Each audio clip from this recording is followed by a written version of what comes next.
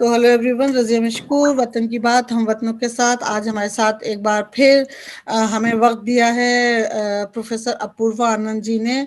अपूर्वा जी, बहुत बहुत खैर मकदम है आपका वतन की बात में। जी, बहुत शुक्रिया आपका। जी,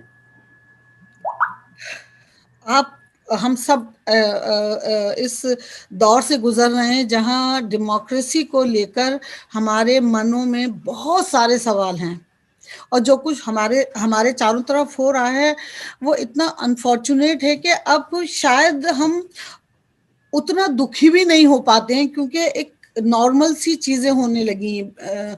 ये सारी चीजें अब नॉर्मलाइज होती जा रही हैं आम इंसान के लिए। आप बताइए कि एज अ डेमोक्रेसी आज जब हम हमारा मुल्क रिपब्लिक डे सेलिब्रेट कर रहा है, वहां पे फंक्शन हो रहा होगा इस वक्त राजपथ पर, आपका क्या टेक होगा इसके ऊपर? आपने बिल्कुल ठीक कहा कि हम सारे लोग बहुत ही अ, उलझे हुए दिमागी हालत में हैं और हम समझ नहीं पा रहे हैं कि हमें जो मुबारकबाद दी जाती है गणतंत्र दिवस की, उसको हम कैसे कबूल करें, और क्या अब हम किसी को मुबारकबाद देने के काबिल रह गए हैं।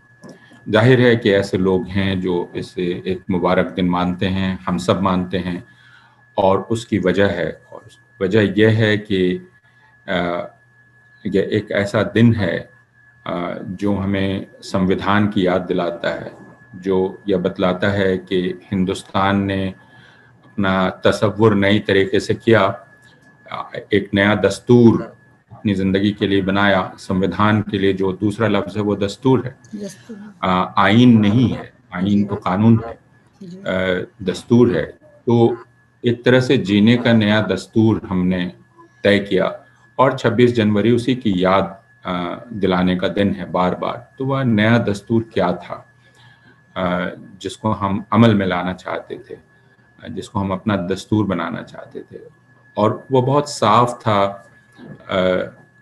अंग्रेज हिंदुस्तान में रहें, यह बात धीरे धीरे हिंदुस्तानियों को मालूम हुआ कि यह उनकी खुद मुख्तारी के ख्याल के खिलाफ है।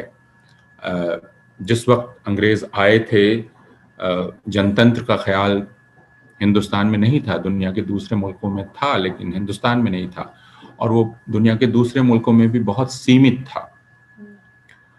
तो पहले इस बात से कि जद्दोजहद शुरू हुई थी कि हम ब्रिटिश साम्राज्य में जो अंग्रेज जिस तरह रहते हैं, जिन हुकूक के साथ रहते हैं, बराबरी के जिस अधिकार के साथ रहते हैं, वह अगर हम ब्रिटिश साम्राज्य के हिस्सा हैं तो हमें भी वे हक मिलने चाहिए। इस बात से बात शुरू हुई थी, लेकिन धीरे धीरे, और हम जानते हैं कि हिंदुस्तान के जो आला तरीन दिमाग थे वो ये सोचते थे कि हमें अगर बराबर का हक मिले अ, तो फिर हम इंसानों की तरह सर ऊंचा करके जी सकते हैं। तो एक लंबे वक्त तक यह ख्याल था कि अ, अंग्रेजी हुकूमत के रहते हुए यह हासिल किया जा सकता है। लेकिन धीरे धीरे ये समझ में आया कि अ, हिंदुस्तान के लोगों का जो भाग्य है, उस भाग्य के साथ अंग्रेज अपना भाग्य नहीं मिलाना चाहते हैं, अंग्रेजी हुकूमत।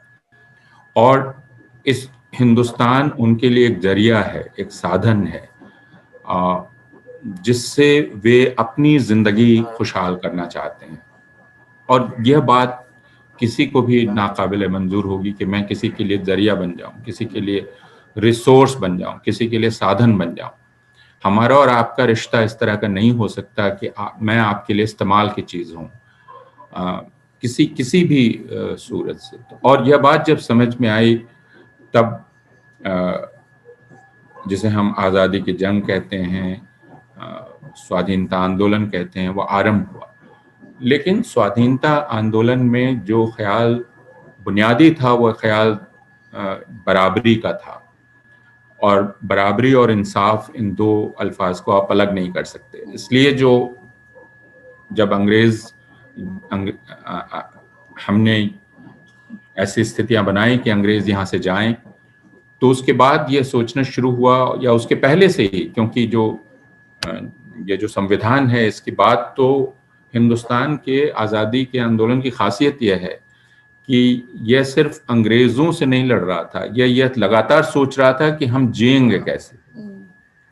तो पिछली सदी के तीसरे दशक में ही कांग्रेस ने एक प्रस्ताव पेश किया जिसको आप संविधान का आधार कह सकते हैं, जो बुनियाद बना, और उसके जो उसूल हैं वो बाद में भारत के संविधान में आए। तो वो क्या था? वह था आज़ादी हर किस्म की, बराबरी हर किस्म की, इंसाफ हर किस्म का। और उसमें लिखा कि हम अपने आप को ये दस्तूर सुपुर्द करते हैं, हम हिंदुस्तान के लोग अपने आप को ये दस्तूर सुपुर्द करते हैं इसलिए कि हम आज़ादी, हर तरह की आज़ादी, बराबरी हर तरह की बराबरी, और इंसाफ हर तरह का इंसाफ हासिल कर सकें सबके तो लिए। इसको ध्यान रखिएगा, टू सिक्योर, उसमें ये लिखा हुआ है ना। इस और यह बात हमें हमेशा ध्यान रखनी चाहिए कि जीत के उन लम्हों में भी हिंदुस्तान के जो लोग थे उनका दिमाग फिर नहीं गया था। उन्होंने ये नहीं कहा कि हिंदुस्तान में सिर्फ बुराई ये है कि अंग्रेज हैं और अंग्रेज चले जाएंगे तो सब कुछ ठीक है, फिर हमारे हाथ में हुकूमत आएगी। उन्होंने माना, जब वो कह रहे हैं कि इन्हें हासिल करना है, टू सिक्योर, तो उन्होंने ये माना कि नाइंसाफी है, गैर बराबरी है, आज़ादी की कमी है, कई सतहों पे कमी है। हम जानते हैं कि हमारा समाज एक बटा हुआ समाज था, जातियों में बटा हुआ, और ये जो जातियों में का बंटवारा था ये सिर्फ हिंदुओं में नहीं, मुसलमानों में, ईसाइयों में, सब में ही जातियों का बंटवारा था। तो ये बात हमें पता थी, गैर बराबरी हमारा समाजी स्वभाव था और उससे हमें लड़ना था, तो बराबरी हासिल करना। और जाहिर है कि जब मेरे साथ गैर बराबरी बढ़ती जाती है तो मैं पूरी तरह से आज़ाद नहीं हूँ। तो न तो औरत आज़ाद थी, न बाकी लोग आज़ाद थे, और उनके लिए आज़ादी हासिल की जानी थी। तो आज़ादी लफ्ज़ के मानी भी बहुत वसी थे, बहुत बड़ा, उसके मानी बहुत बड़ा मानी है। तो यह इन उसूलों की याद यह दिन दिलाता है, और यह भी कि यह एक ऐसा सफ़र है जो नातमाम है, जो कभी ख़त्म नहीं होता, और वह इंसानी फितरत की वजह से, क्योंकि हम दूसरे को अपने अनुसार चलाना चाहते हैं, अपने मुताबिक चलाना चाहते हैं, इसलिए यह एक ऐसा चक्र है जो कभी ख़त्म नहीं होता। इसको हमें हमेशा समझ के चलना चाहिए, और इसीलिए जमहूरियत के बारे में यह कहा गया है कि आपको लगातार चौकस रहना पड़ता है, आप इत्मीनान से नहीं रह सकते। जैसे अमेरिका, आप तो अमेरिका में हैं, आप अगर मैं गलत नहीं हूं तो अमेरिका की शहरियत भी आपको हासिल होगी, आप सबको। तो अमेरिका के शहरी के तौर पे पिछले 4 साल आपके बहुत ही बेचैनी से गुजरे होंगे, लगभग वैसे जैसे हमारे पिछले 6 साल गुजरे हैं और गुजर रहे हैं। और आपने अभी जब चुनाव हुए तो आपने राहत की सांस ली, लेकिन आपके अभी के राष्ट्रपति ने अपने पहले भाषण में यह कहा कि जमहूरियत एक बहुत नाजुक चीज है, फ्रेजाइल है ना, बहुत ही फ्रेजाइल है, और इसलिए यह गुमान नहीं होना चाहिए, ये गुरूर नहीं होना चाहिए कि हम तो एक जमहूरी मुल्क हैं और यह जमहूरियत हमेशा कायम रहेगी। अमेरिका को यह गुरूर था, वो टूट गया। वो टूटा जब कैपिटल पे हमला हुआ, तो उसमें भी लोगों ने कहा कि अब उस गुरूर की कोई जगह ही नहीं है, हम घमंड नहीं कर सकते, है ना, और हम दूसरे मुल्कों को जमहूरियत का पाठ सिखाने का दावा खो बैठे हैं। लेकिन इस बात को समझने के लिए कैपिटल पर हमले की जरूरत नहीं थी। किसी भी मुल्क को, किसी को भी दूसरे को जमहूरियत का पाठ सिखाने का हक नहीं मिलता। लेकिन मैं इसके साथ यह भी कहना चाहूंगा कि जमहूरियत सिर्फ एक देश में नहीं बन सकती। अगर जमहूरियत का ख्याल दुनिया के किसी भी दूसरे हिस्से में कुचला जा रहा है तो आपके मुल्क की जमहूरियत भी कम होती है। और अगर आप उस दूसरे मुल्क में या दुनिया के उस दूसरे हिस्से में जमहूरियत को कुचलने की या जमहूरियत को कम करने की कोशिश में लगे हुए लोगों के साथ खड़े हुए दिखलाई पड़ते हैं, उनसे गले मिलते हैं, किसी भी वजह से। आप ये कह सकते हैं कि हम तो अपने राष्ट्रीय कारण से एक तानाशाह से गले मिल रहे हैं, है ना। मेरा राष्ट्र मेरे लिए महत्वपूर्ण है, तो मैं एक तानाशाह से गलबहियां इसलिए कर रहा हूँ। मैं एक ऐसे शख्स का खैर मकदम अपने मुल्क में इसलिए कर रहा हूँ कि उससे हमें तेल मिल सकता है, उससे हमें कुछ और मिल सकता है, जबकि वह अपने मुल्क में अध्यापकों को और बाकी तमाम छात्रों को और सबको जेल में भर रहा हो, या अपने यहाँ किसी का कत्लेआम करवा रहा हो जो वहाँ की अकलियत है उनका। तो ये पूरी दुनिया में देखा जा सकता है। मसलन जब अमेरिका में कहा गया कि जमहूरियत की जीत हुई है, तो लोगों ने याद दिलाया कि आप यमन के साथ क्या कर रहे हैं। आप अपनी जमहूरियत की जीत का जश्न नहीं मना सकते कि जबकि यमन में जो तबाही मची हुई है उसमें आप शामिल हैं। यह बात पिछली बार बराक ओबामा के राष्ट्रपति बनने के बाद भी कही गई थी, जब कहा गया कि अमेरिकी जमहूरियत की जीत है क्योंकि एक अश्वेत व्यक्ति राष्ट्रपति बना है। लेकिन बराक ओबामा ने वही किया जो एक श्वेत श्रेष्ठतावादी अक्सरियत पसंद अमेरिका करता रहा है, यानी दुनिया के दूसरे मुल्कों को ताकत के बल पे सिखाना कि तुम हमारी जमहूरियत का मॉडल कबूल करो। लेकिन अमेरिका के पास जमहूरियत का कोई मॉडल नहीं है, यह हम सबको पता है। और उसी तरह आज 26 जनवरी 2021 को हम बहुत तकलीफ के साथ इस दिन को मना रहे हैं, बहुत ही तकलीफ, बहुत ही बेचैनी के साथ, क्योंकि हमें मालूम है कि जिन उसूलों की याद यह दिन दिलाता है, अब वे उसूल पब्लिक मेमोरी में बहुत पीछे चले गए हैं और अक्सरियत पसंदी हावी हो गई है और अक्सरियत पसंदी ने जमहूरियत की जगह ले ली है। तो जमहूरियत को ये माना जाता है कि वह अक्सरियत की हुकूमत है, बहुमत का शासन है। लेकिन बहुमत का मतलब एक तरह का बहुमत नहीं होता, उस बहुमत में सारी आवाजें होनी चाहिए और उस बहुमत को अल्पमत का सम्मान करना चाहिए, उसके लिए जगह बनानी चाहिए। तो आज हिंदुस्तान वह ख्याल खो बैठा है, इसलिए बहुत ही तकलीफ के साथ हम आज का दिन मना रहे हैं। तो अभी जैसे इंडिया में तो सुबह का टाइम है, राजपथ पर परेड हो रही होगी, सारा वहां पे जो प्रोग्राम हर साल होता है हो रहा होगा। बहुत डिफरेंट है ये उस वक्त से जब हम इंडिया में थे और सेलिब्रेट करते थे। पापा सुबह सुबह उठा देते थे, उठो उठो उठो परेड शुरू हो रही है और जल्दी से चाय बना लो, ये कर लो, फ्रेश हो जाओ, दिस एंड दैट। और हम बड़े बहुत एक जज्बा होता था, एक फीलिंग होती थी कि आज हम सेलिब्रेट कर रहे हैं हमारे राष्ट्र का सबसे बड़ा दिन। लेकिन क्या आज वो फीलिंग है वहां पर रहने वाले लोग, आम इंसानों को? मैंने कहा कि समाज हमारा बहुत बट गया है। कुछ लोगों का ख्याल है कि गणतंत्र दिवस पर उनका कब्जा है, कुछ का ख्याल है कि स्वाधीनता दिवस पर उनका कब्जा है। वो दूसरों को डंडा मार के कहते हैं कि आज खुश हो, झंडा उठाओ, बंदूक तान के डंडा मार कर वे ये कहते हैं। हमने पिछले 6 सालों में जो हिंदुस्तान का झंडा है उसका जितना गलत इस्तेमाल देखा है और उसकी जितनी बेइज्जती देखी है वह हमने पहले नहीं देखी, जिसमें आप उस झंडे को लेकर और मोटरसाइकिलों पर दौड़ाते हुए एक मोहल्ले में घुसते हैं मुसलमानों के और उनको बेइज्जत करते हैं वह झंडा लेकर। तो यह झंडा कभी भी जोर जबरदस्ती का सिंबल नहीं था। नेहरू ने जब इस झंडे को संविधान सभा को पेश किया था तो उन्होंने कहा था कि यह झंडा जहां भी जाए यह सद्भाव, सुकून, इसके साथ जाना चाहिए। लेकिन अब यह झंडा डर,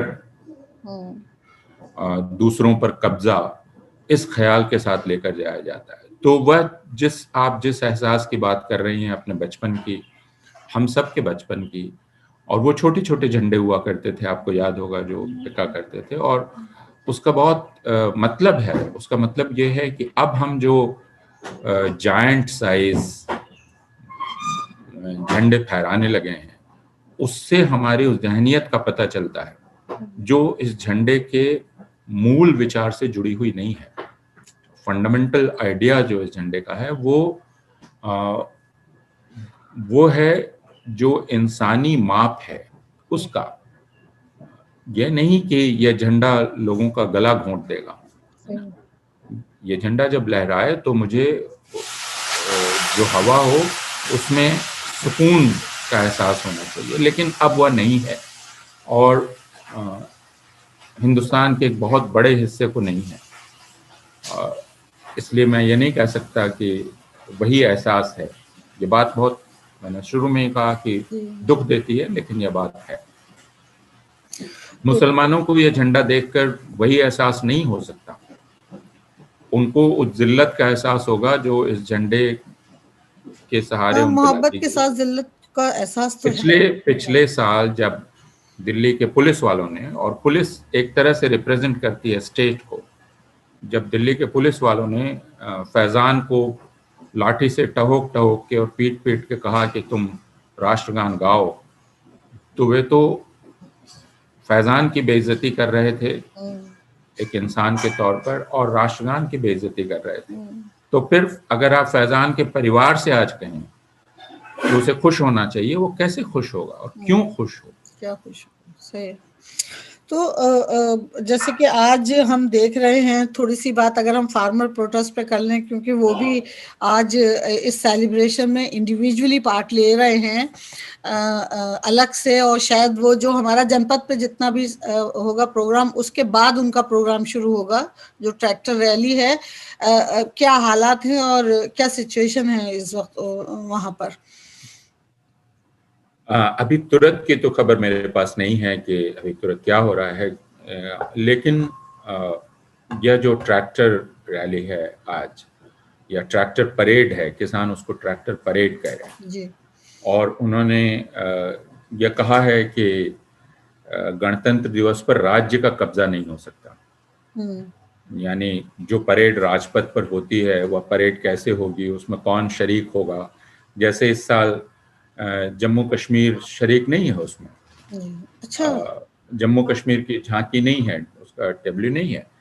तो इससे पता चलता है कि यह राज्य किस तरह इसको नियंत्रित करता है, कंट्रोल करता है। लेकिन किसानों ने कहा कि दिल्ली की सड़कें हमारी हैं, दिल्ली हमारी है और हिंदुस्तान के लोगों की है, और राज्य पर किसी भी तरह उसकी सरकार पर जो लोग हैं, उनका कब्जा हिंदुस्तान पे नहीं हुआ है, हम उसको नामंजूर करते हैं। तो यह एक बहुत ही उम्मीद पैदा करने वाली बात है कि किसानों ने मानने से इनकार कर दिया है नाइंसाफी को, और किसानों ने उस जोर जबरदस्ती को मानने से इनकार कर दिया है। और अभी 9:30 बजे के बाद दिल्ली के अलग अलग कोनों से किसानों का ट्रैक्टर मार्च होगा, और हम ये उम्मीद करें कि वह शांतिपूर्ण होगा, क्योंकि किसानों की तरफ से तो कोई गड़बड़ी नहीं होगी, इसको लेकर हम मुतमईन हैं। और उसकी वजह यह है कि पिछले 2 महीने से, 2.5 महीने से, या उससे भी ज्यादा से 6 महीने से मैं कहूँगा, पंजाब में दूसरी जगह किसानों का आंदोलन चल रहा है, और आप एक वाकया भी नहीं दिखा सकते हैं कि किसानों ने किसी प्रकार की हिंसा की है, एक भी वाकया नहीं। तो अगर आज कोई अप्रिय घटना होती है तो उसके लिए किसान जिम्मेवार नहीं है, क्योंकि किसानों ने यह दिखा दिया है कि अब तक उनका इरादा स्टेट वायलेंस के खिलाफ भी वायलेंस का नहीं रहा है। जी। जब वे दिल्ली की तरफ क्यों है कि अगर कुछ होता है, कुछ किया, एक शक या एक वो क्यों है लोगों के जहन में? वो इसलिए है कि इस सरकार ने कोई कसर नहीं छोड़ी। ये इस आंदोलन के साथ हिंसा से निपटने में। आपको पता होगा कि जब किसान चले दिल्ली के लिए तो उन पे लाठियां चलाई गई, उन पे वाटर कैनन का वार किया गया, उनके रास्ते सड़क खोद दी गई, हाईवे खोद दिया गया, है ना, गहरे गड्ढे कर दिए गए। अभी भी मेरे पास जो खबरें आ रही हैं उत्तर प्रदेश से कि उत्तर प्रदेश की सरकार ने नज़रबंद कर दिया है किसानों को। और मैं इलाहाबाद हाई कोर्ट का एक ऑर्डर पढ़ रहा था जिसमें इलाहाबाद हाई कोर्ट ने सरकार से पूछा है कि एक ज़िले में यह हुक्म कैसे जारी किया गया है कि जिनके पास ट्रैक्टर है ऐसे किसान बॉन्ड जमा करें 50,000 रुपए से लेकर 2 लाख रुपए तक का। तो हाईकोर्ट ने पूछा है कि आपने यह हुक्म क्यों जारी किया, कैसे जारी किया। अब उसकी सुनवाई 2 तारीख को है, तब तक 26 जनवरी गुजर जाएगी। लेकिन उत्तर प्रदेश सरकार का जो पूरा रवैया है उससे मालूम होता है कि कितना जबरदस्त दमन करने की कोशिश की जा रही है। आप एक एक किसान को घर में बंद कर देते हैं, वह निकलने की कोशिश करता है तो पुलिस वाले पीछे लग जाते हैं, उसे निकलने नहीं देते हैं। तो मैं ये कहूंगा कि हाँ, मैं ये कहूंगा कि हिंसा का सारा जो संकेत दिया गया है और जो उदाहरण है वो राज्य की तरफ से, इसलिए और चूंकि इस जिसको हम अंग्रेजी में कहते हैं अनस्क्रुपलस या हिंदी में कहते हैं साम दाम दंड भेद, कि हम किसी भी तरह आंदोलन को तोड़ें, तो आपने पहले उनको जिहादी कहा, खालिस्तानी कहा, आपने कहा कि वे लोगों को बाहरी ताकतों के भड़कावे पर आ रहे हैं। तो इस बात में बहुत आश्चर्य नहीं होगा कि आप किसी प्रकार का एक अप्रिय अनप्लेजेंट सीन क्रिएट करें जिससे फिर आंदोलन को बदनाम करना मुमकिन हो जाए। तो चूंकि ये सरकार ऐसा करती रही है, पिछले साल हमने देखा है शाहीन बाग और बाकी जगह कि सरकार के लोगों ने कैसे वायलेंस प्रोवोक किया, मिनिस्टर्स ने starting from prime minister, home minister, बाकी मिनिस्टर्स, उन्होंने कैसे वायलेंस प्रोवोक किया।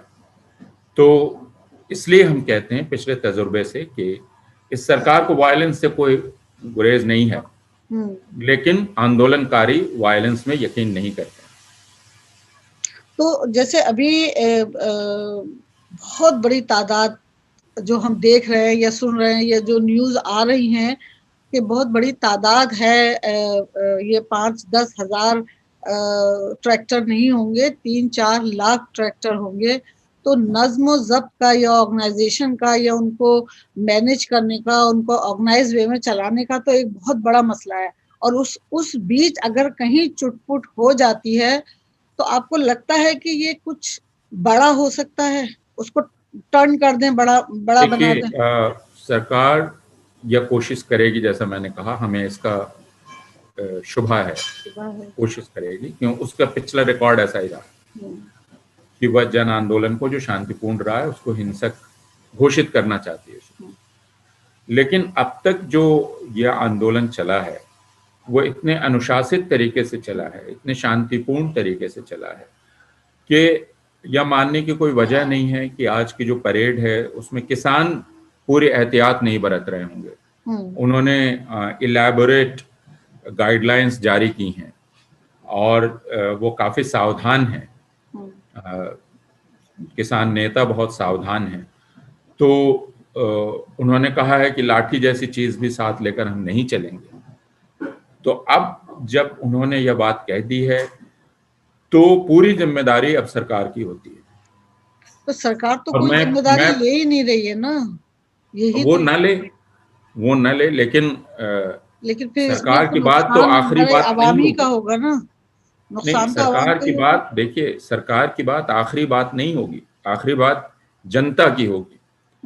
मैं जब आप बात कर रही हैं उस कुछ वक्त पहले मैं गांधी को पढ़ रहा था और आज से 100 साल पहले के गांधी को पढ़ रहा था। गांधी जैसा शख्स भी ये कहता है जो अहिंसा को सबसे बड़ा मूल्य मानता है, वो ये कहता है कि मैं दबकर रहने, किसी के अंगूठे के नीचे रहने से बेहतर मानूंगा अगर क्रांतिकारी हिंसा हो जाए।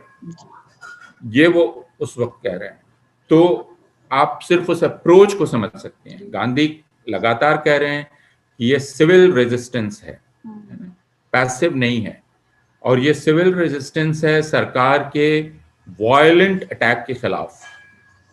तो किसान आंदोलन एक तरह का सिविल रेजिस्टेंस है, और उस सिविल रेजिस्टेंस से बात करने की सलाहियत सरकार को पैदा करनी चाहिए।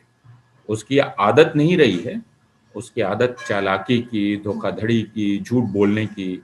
जैसे अटॉर्नी जनरल जैसा व्यक्ति अगर सुप्रीम कोर्ट में यह कहे कि हुजूर इस आंदोलन में कुछ गलत एलिमेंट्स हैं, है ना, खालिस्तानी हैं या कुछ और हैं, और उसी अटॉर्नी जनरल की सरकार अब उस आंदोलन के लोगों को ट्रैक्टर रैली करने की इजाजत देती है, तो फिर अटॉर्नी जनरल की वक्त ही क्या रह गई? क्या वो सच बोल रहे थे? और उसी समय हम यह भी देखें कि सरकार की जो दूसरी एजेंसी है, नेशनल इन्वेस्टिगेटिव एजेंसी, उसने 300 से ज्यादा, जो मुझे पता है 100 तो निश्चित रूप से, नोटिस जारी की लोगों को जो इस आंदोलन से किसी ना किसी तरह से जुड़े हुए थे, जो खाना खिला रहे थे, जो डॉक्टरी मदद कर रहे थे, जो अलग अलग जगहों से पंजाब के आए थे। एनआईए उनको नोटिस जारी कर रही है ना। तो वो ये साबित करना चाहती है कि इसमें हिंसक तत्व हैं, जो बात बिल्कुल गलत है ना। एक ट्रांसपोर्टर, एक व्यक्ति जिसकी गाड़ी है, उसको आप नोटिस सर्व करते हैं, डॉक्टर को नोटिस सर्व करते हैं, किसी और को नोटिस सर्व करते हैं, क्योंकि उसने वहां आंदोलन स्थल पर जाकर सेवा की। तो आप आंदोलन को बदनाम करने की पूरी कोशिश कर रहे हैं, उसको क्रिमिनलाइज करने की। तो इसलिए मैं ये कहता हूं कि मुझे पूरा यकीन है कि आज का जो ट्रैक्टर मार्च होगा, कुछ देर बाद शुरू होगा, उसमें किसान पूरी तरह से शांत रहेंगे, बाकी लोग जो उसमें शामिल हैं वो शांत रहेंगे, और यह पूरी जिम्मेदारी सरकार की होगी कि वो इस शांति को समझे और इसके साथ वैसे ही पेश आए। किसान 100% ये मुसलसल कह रहे हैं कि हम शांतिपूर्वक जाएंगे, शांतिपूर्वक मार्च होगा, हमारे हाथों में सिर्फ तिरंगा होगा और कुछ नहीं होगा। सब कुछ है, लेकिन निहत्ते या खाली हाथ किसानों के से अगर कुछ होता है, कुछ भी XYZ होता है अगर, तो ये क्या कर पाएंगे? और ये बहुत बड़ा मसला नहीं हो जाएगा हमारी डेमोक्रेसी के लिए? लेकिन उस वजह से ये मार्च तो रोका नहीं जा सकता। करेक्ट। क्या होगा, जैसा मैंने कहा, ये सरकार के रुख पर है।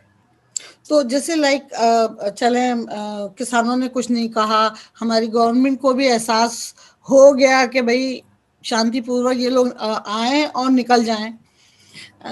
इतनी बड़ी तादाद लोगों की, अगर एक 2-3 लाख ट्रैक्टर हैं और एक पर 5 हैं, तो फिर आप मल्टीप्लाई करेंगे कितनी बड़ी तादाद होगी इन ट्रैक्टर्स पर बैठी हुई। लेकिन कहीं ना कहीं थर्ड पार्टी का नाम लेकर ये गवर्नमेंट कुछ कर सकती है। देखिए, अभी हम इसका नई अंदाजे लगाने से कयास आराई ना करें। हाँ। मैं यही मानता हूँ, मुझे ऐसा लगता है कि अपने रिकॉर्ड के खिलाफ भी सरकार हो सकता है इस वक्त बुद्धिमत्ता से काम ले और समझदारी से काम ले। ये उसका रिकॉर्ड नहीं रहा है। नागरिकों का सम्मान करना इस सरकार का रिकॉर्ड नहीं रहा है, किसी भी तरह के नागरिक का। लेकिन मैं ये मानता हूँ कि शायद आज ऐसा हो। लेकिन किसानों ने बहुत साफ कर दिया है कि वो इस जमहूरियत को वापस हासिल करना चाहते हैं। उन्होंने ये कह दिया है कि ये ना समझें कि आज का जो मार्च है वो आखिरी है। उन्होंने कहा है कि अगर कानून वापस लेने की उनकी बात नहीं मानी गई, तो वे बजट के समय पैदल पार्लियामेंट की तरफ चलेंगे। जैसे मैंने कहा कि दिल्ली हिंदुस्तान के लोगों की है, दिल्ली किसी हुकूमत की नहीं है। तो ये जो पूरा किसान मार्च है, ये अब सिर्फ सिखों का तो रह नहीं गया, ये हिंदुस्तान की आवाम का हो गया है।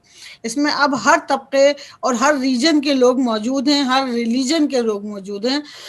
देखिए, आपकी बात बिल्कुल ठीक है। कि यह सिर्फ सिखों का नहीं है। और हम सिर्फ दिल्ली को क्यों देखें, जी मुंबई में कल कितना बड़ा जी कितनी बड़ी रैली हुई। जी अ, भारत के दूसरे हिस्सों में भी रैलियां हो रही हैं। जी तो ये सिर्फ पंजाब नहीं, पंजाब चूंकि दिल्ली के करीब है, हरियाणा करीब है, राजस्थान करीब है, मध्य प्रदेश करीब है, तो वहां से जाहिर है ज्यादा लोगों की भागीदारी होगी। लेकिन छत्तीसगढ़ से भी लोग आए हैं, जी उड़ीसा से भी आए हैं, असम से भी आए हैं। और याद रखिए कि यह पहली सरकार है जो लोगों को दिल्ली पहुंचने में इतनी मुश्किलें पैदा कर रही है। और अभी भी ट्रेन सर्विसेज पूरी तरह से रिज्यूम नहीं हुई हैं। अगर वो पूरी तरह से रिज्यूम हुई होती तो कितनी जगहों से कितने लोग आते, यह कहना बहुत ही मुश्किल है ना, आसान नहीं है। हो सकता है कि हजारों हजार लाखों लाख लोग बिल्कुल ट्रेन में सवार होके आते, जी ऐसा रहा है। मैं जी तो इसलिए यह बात एकदम ठीक है, लेकिन मैं इसमें एक दूसरी बात कहना चाहता हूँ, वो ये कि हम अक्सर ये कहते हैं सिर्फ सिखों का नहीं। जैसे पिछली बार हमने कहा सिर्फ मुसलमानों का होके रह गया, है ना।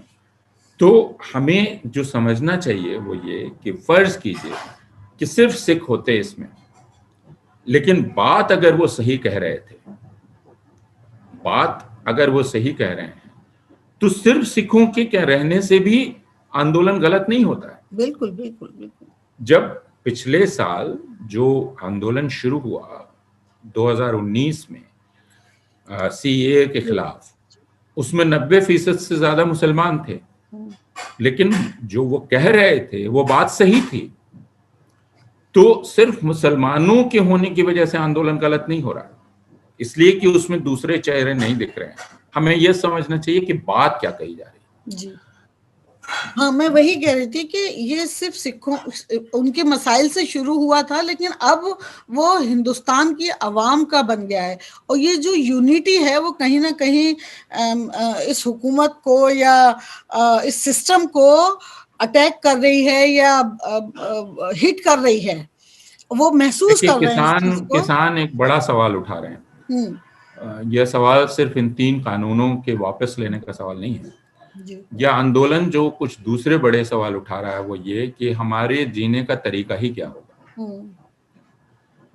हम जिंदगी कैसे जिएंगे।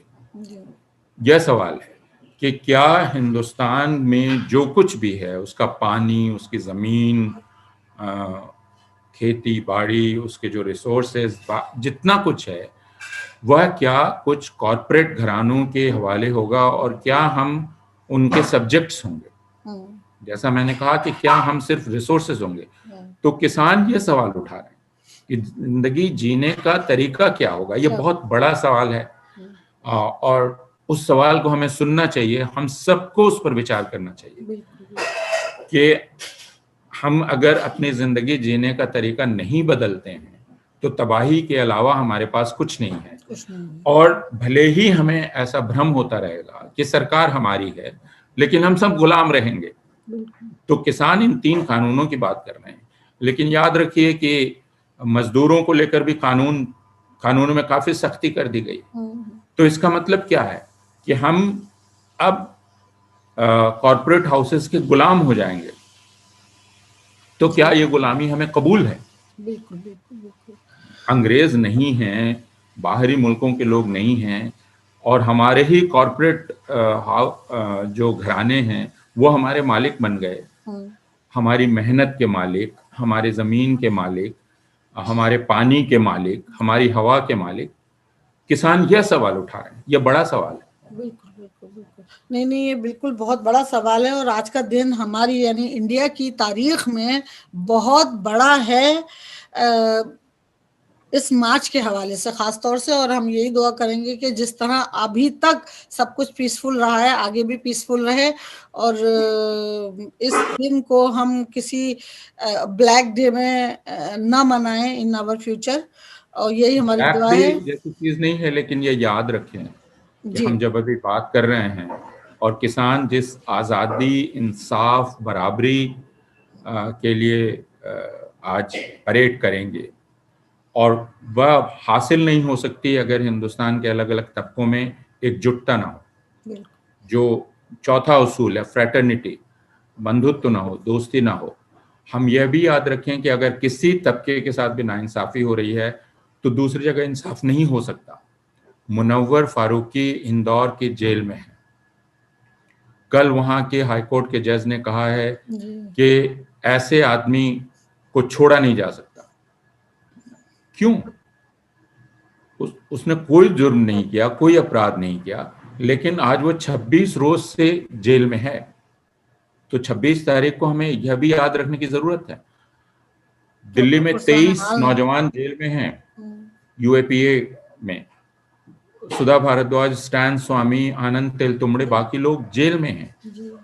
कल ही एक मौत हुई है 6 साल यूएपीए में जेल में रहते हुए एक मानवाधिकार कार्यकर्ता की। ये सारी बातें हमें आज याद रखनी चाहिए, बिल्कुल याद रखने की है, और ये देश को भी रिमाइंड कराने की है। तो thank you so much for giving me time one more time Apoorva ji, और हम आगे भी आपको परेशान करते रहेंगे, इनवाइट करते रहेंगे। Thank you so much for giving us all this.